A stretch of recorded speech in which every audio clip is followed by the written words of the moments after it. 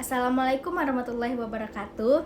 Baiklah, di sini saya akan membahas mengenai keamanan data dan beberapa kasus kebocoran data besar yang ada di Indonesia maupun luar negeri. Lalu, bagaimana hal ini bisa berdampak kepada masyarakat dan apa saja langkah yang bisa kita ambil? Sebelumnya, perkenalkan nama saya Cindy Rahmadani dengan NIM C1D1230020. Baiklah, Indonesia telah menghadapi sejumlah insiden kebocoran data pribadi yang signifikan, baik dari sektor publik maupun swasta. Untuk mengatasi permasalahan ini, Indonesia telah mengesahkan Undang-Undang Nomor 27 Tahun 2022 tentang Perlindungan Data Pribadi atau UU PDP yang berlaku sejak Oktober 2024. Jadi di sini saya mengambil beberapa kasus dari Indonesia maupun luar negeri, 4 kasus dari Indonesia dan 1 kasus dari luar negeri. Nah, yang kasus yang pertama yaitu kebocoran data e-hak dan BPJS Kesehatan pada tahun 2020. Terjadi kebocoran data pribadi yang melibatkan 2 platform besar yaitu aplikasi e-hak, Electronic Health Alert Card, dan BPJS Kesehatan. Adapun beberapa data pribadi yang bocor mencakup nama lengkap, nomor induk kependudukan, alamat lengkap, informasi medis, termasuk riwayat kesehatan dan status COVID-19. Sumber kebocoran ini disebabkan oleh kelalaian dan dalam pengelolaan keamanan database yang digunakan oleh kedua sistem tersebut. Aplikasi e-hak yang digunakan oleh Kementerian Kesehatan untuk memantau riwayat perjalanan dan status kesehatan masyarakat terkait dengan COVID-19 tidak dilindungi dengan sistem keamanan yang memadai. Selain itu, data pengguna BPJS Kesehatan juga dapat diakses karena pengelolaan data yang tidak maksimal. Ada beberapa dampak yang terjadi. Yang pertama, resiko keamanan dan penipuan. Kebocoran data pribadi ini meningkatkan potensi penyalahgunaan identitas, penipuan medis, dan penipuan administrasi. Lalu yang kedua, kehilangan kepercayaan. Kasus ini menurunkan kepercayaan publik terhadap kemampuan pemerintah dan institusi terkait dalam mengelola data pribadi dengan aman. Lalu dampak yang terakhir ada tindakan pemerintah. Apa tindakan pemerintah terhadap kasus tersebut? Pemerintah Indonesia melalui Kementerian Kesehatan dan BPJS Kesehatan telah berusaha memperbaiki sistem dan melakukan audit terhadap sistem keamanan mereka. Selain itu, mereka memperkenalkan kebijakan keamanan tambahan untuk memastikan kejadian serupa tidak terulang. Lalu, apa tindakan yang diambil setelah kejadian kebocoran ini?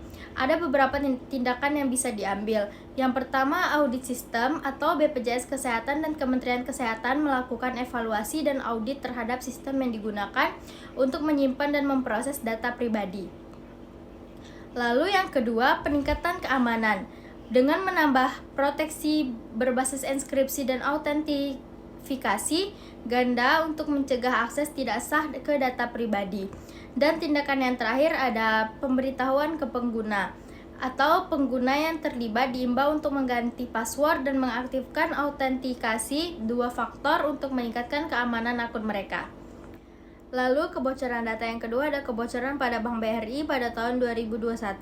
Kebocoran data yang melibatkan Bank Rakyat Indonesia atau yang biasa dikenal sebagai Bank BRI, salah satu bank terbesar di Indonesia. Kebocoran ini melibatkan lebih dari 50 juta data pengguna yang mencakup informasi pribadi dan transaksi. Data yang bocor termasuk nama lengkap, nomor rekening, transaksi finansial, informasi kartu kredit, nomor telepon, dan alamat email.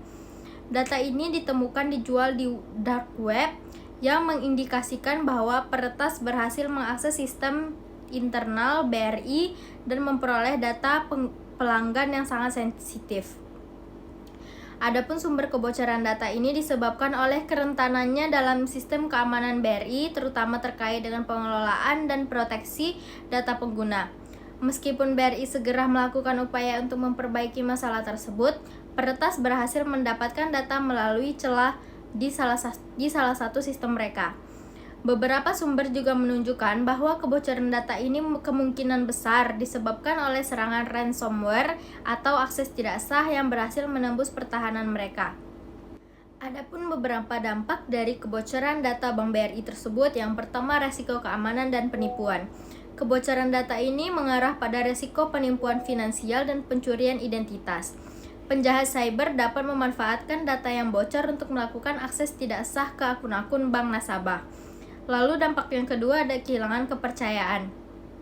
Kejadian ini bisa menyebabkan kepercayaan masyarakat terhadap BRI, terutama dalam hal keamanan data pribadi terganggu. Banyak pelanggan yang merasa khawatir tentang kerahasiaan informasi mereka setelah insiden ini. Yang ketiga, dampak finansial.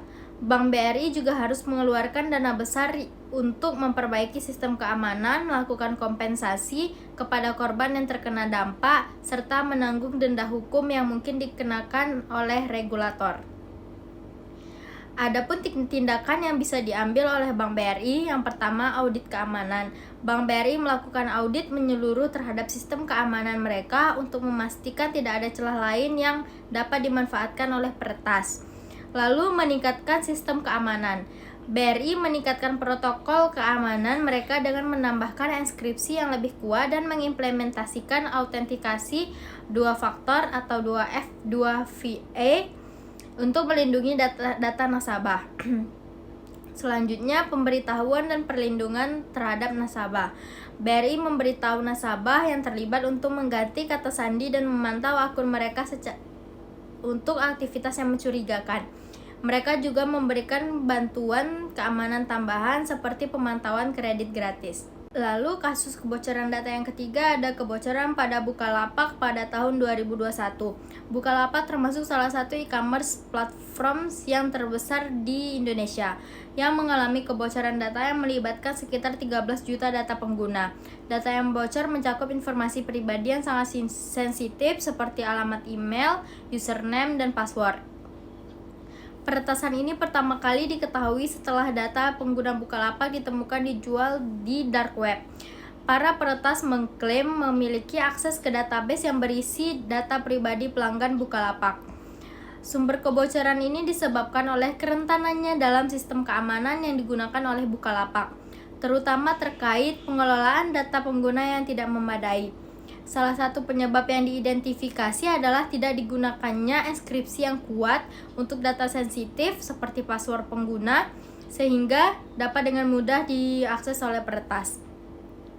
Dampak apa yang bisa diambil oleh Bukalapak? Ada beberapa dampaknya seperti resiko keamanan dan penipuan.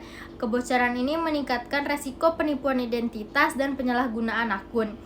Lalu kehilangan kepercayaan nasabah terhadap Bukalapak, terutama dalam hal keamanan data pribadi. Konsumen semakin waspada terhadap potensi resiko keamanan saat bertransaksi di platform e-commerce. Yang ketiga, kerugian finansial dan reputasi. Bukalapak harus menghadapi biaya terkait perbaikan sistem keamanan serta denda yang mungkin dikenakan oleh regulator. Reputasi Bukalapak juga berdampak mempengaruhi hubungan dengan pelanggan dan mitra bisnis. Lalu tindakan apa yang bisa diambil oleh Bukalapak? Yang pertama, audit sistem keamanan. Bukalapak segera melakukan audit menyeluruh terhadap sistem keamanannya dan menindaklanjuti celah keamanan. Terus meningkatkan keamanan dengan memperkuat sistem enkripsi untuk melindungi password pengguna dan menambahkan autentikasi 2 faktor untuk meningkatkan lapisan perlindungan data pribadi. Yang ketiga, pemberitahuan kepada pengguna yang terlibat dalam kebocoran ini dan menyarankan mereka untuk mengganti kata sandi mereka serta mengaktifkan autentikasi 2 faktor untuk melindungi akun mereka. Tanggung jawab hukum juga bekerja sama dengan otoritas untuk menyelidiki insiden ini lebih lanjut dan mencegah kejadian serupa di masa depan. Lalu kebocoran data selanjutnya, kebocoran data pada data pemilu Indonesia yang terjadi pada tahun 2019 terkait dengan pemilu presiden dan legislatif di Indonesia. Data pribadi sekitar 2 juta pemilih yang terdaftar dalam daftar pemilih tetap atau DPT pemilu Indonesia dibocorkan. Data ini mencakup beberapa informasi pribadi terkait pemilih yang telah terdaftar. Data yang bocor mencakup nama lengkap, nomor induk kependudukan, alamat lengkap, tanggal lahir, dan nomor telepon. Data pribadi ini sangat sensitif dan bisa digunakan untuk berbagai tindakan penyalahgunaan seperti penipuan identitas, pengumpulan data untuk kampanye politik ilegal, hingga penyalahgunaan dalam transaksi keuangan. Lalu, kebocoran ini berasal dari database Komisi Pemilihan Umum atau KPU yang menyimpan informasi pribadi pemilih yang terdaftar di daftar pemilih tetap. Meskipun KPU menggunakan sistem untuk menyimpan data tersebut, sistem pengamanan yang ada tidak cukup untuk mencegah akses tidak sah ke informasi tersebut. Lalu, apa dampak yang terjadi dengan kebocoran data pemilihan umum tersebut? Ada beberapa dampaknya. Yang pertama, penyalahgunaan data yang meningkatkan potensi penyalahgunaan data pribadi untuk kepentingan politik, seperti kampanye yang tidak sah atau manipulasi suara. Selanjutnya, kehilangan kepercayaan publik, menurunkan tingkat kepercayaan publik terhadap keamanan data yang dikelola oleh KPU, terutama dalam hal perlindungan informasi pada pribadi warga negara yang terlibat dalam pemilihan umum. Selanjutnya, dampak terhadap proses demokrasi, dapat merusak integritas dan kredibilitas pemilihan umum yang seharusnya berlangsung dengan transparansi dan kepercayaan publik. Lalu, tindakan apa yang dilakukan terhadap kebocoran data ini? Yang pertama, KPU melakukan audit terhadap sistem yang digunakan untuk menyimpan dan memproses data pemilih untuk mengidentifikasi celah keamanan yang dapat dimanfaatkan oleh pihak yang tidak bertanggung jawab. Selanjutnya, KPU bekerja sama dengan pihak keamanan cyber untuk memperkuat pengamanan data pribadi yang dikelola. Dampak selanjutnya, pemberitahuan ke warga yang data pribadinya terlibat dalam kebocoran untuk waspada terhadap upaya penipuan seperti phishing atau penyalahgunaan informasi pribadi mereka. Dan yang terakhir, penerapan Undang-Undang Perlindungan Data Pribadi yang lebih ketat terhadap Undang-Undang Perlindungan Data di Indonesia yang memberikan kontrol lebih besar kepada individu atas data pribadi mereka. Selanjutnya, kasus kebocoran data yang terakhir ada kebocoran data pada LinkedIn yang terjadi pada tahun 2021 yang melibatkan sekitar 700 data pengguna dari platform jaringan sosial profesional terbesar di dunia. Data yang bocor ini sebagian besar diambil dari profil pengguna yang dapat diakses secara publik, meski LinkedIn mengklaim bahwa sistem mereka tidak dibobol. Informasi pribadi pengguna yang tersedia untuk umum diakses dan dijual di dark web. Jenis data yang bocor termasuk nama lengkap, alamat email, nomor telepon, riwayat pekerjaan, informasi lainnya seperti lokasi dan jenis industri tempat pengguna bekerja. Kebocoran ini tidak disebabkan oleh peretasan langsung terhadap sistem LinkedIn, tetapi oleh pengumpulan data otomatis atau scraping yang dilakukan oleh pihak ketiga. Scraping ini terjadi karena banyak data di LinkedIn yang dapat diakses oleh publik tanpa proteksi yang memadai. Meski LinkedIn dapat diakses oleh publik, menyatakan bahwa data ini berasal dari profil publik. Hal tersebut tetap menunjukkan celah dalam pengelolaan data pribadi yang ada di platform. Beberapa dampak dari kebocoran tersebut yaitu pihak yang tidak bertanggung jawab dapat melakukan phishing, penipuan identitas, dan bahkan penyalahgunaan akun dengan mencoba menargetkan korban yang memiliki informasi pribadi. Kehilangan kepercayaan terhadap pengguna. LinkedIn menegaskan bahwa peretasan langsung terhadap platform mereka tidak terjadi. Kebocoran ini tetap merusak kepercayaan pengguna terhadap kemampuan LinkedIn dalam melindungi data pribadi. Pengguna semakin cemas tentang keamanan informasi pribadi mereka di platform media sosial.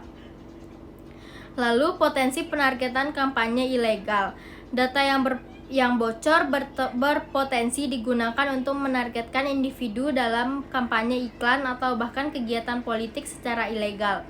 Mengingat banyaknya informasi yang pribadi yang dapat diakses dari profil LinkedIn. Lalu, tindakan apa yang diambil pada kebocoran data LinkedIn tersebut? Dengan meningkatkan kebijakan keamanan dan pembatasan akses profil publik untuk mengingatkan penggunanya untuk lebih berhati-hati dalam mengatur pengaturan privasi mereka, termasuk membatasi informasi yang dapat dilihat oleh publik di profil mereka. Selanjutnya, edukasi pengguna. LinkedIn memberikan informasi lebih lanjut kepada pengguna melindungi akun mereka seperti mengubah kata sandi dan mengaktifkan autentifikasi 2 faktor atau 2FA. Baiklah, jadi kesimpulan yang bisa diambil dari beberapa kasus tersebut adalah kebocoran data di Indonesia menunjukkan pentingnya perlindungan data pribadi yang lebih ketat, terutama setelah kejadian di e-Haq, BPJS Kesehatan, Bank BRI, dan Bukalapak. Dampak dari kebocoran ini sangat besar, mulai dari risiko pengguna hingga kerusakan reputasi yang merugikan berbagai pihak. Untuk mengatasi masalah ini diperlukan peningkatan sistem keamanan, audit berkala, dan penerapan undang-undang perlindungan data pribadi yang lebih efektif. Keamanan data pribadi harus menjadi prioritas utama, baik bagi individu maupun organisasi, agar kejadian serupa tidak terulang di masa depan. Baiklah, jadi itulah hasil presentasi dari saya. Saya akhiri. Wassalamualaikum warahmatullahi wabarakatuh.